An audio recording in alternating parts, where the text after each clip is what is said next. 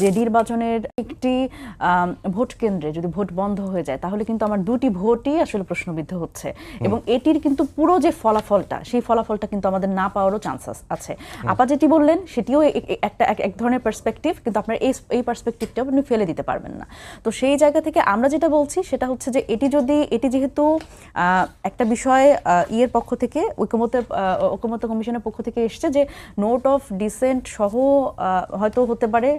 একটা লিস্ট এবং আরেকটা হতে পারে নোট অফ ডিসেন্ট ছাড়াগুলি, তো দুটোতেই হয়তো একটা ভোটিং হতে পারে। তো সেই বিষয়টি যখন আসে তো তখন আমাদের মনে হয়েছে যে এটি যদি আলাদাভাবে হয় এবং আগে হয় তাহলে অন্তত আমরা সব রাজনৈতিক দলগুলি এই একটা বিষয়ে কমিটেড হলাম এবং তারপরে আমরা জাতীয় নির্বাচনের দিকে যেতে পারবো। তো সেই জায়গা থেকে প্রথমত তো আমরা এটা তো আসলে ঐকমত্য কমিশনে আলোচনার প্রেক্ষিতে আমরা বলছি, কিন্তু আমরা যেটা চেয়েছিলাম আমাদের সত্যিকারের অর্থে অবস্থান এবং আমরা সবচেয়ে ভালো পদ্ধতি হিসেবে মনে করি গণপরিষদ নির্বাচন।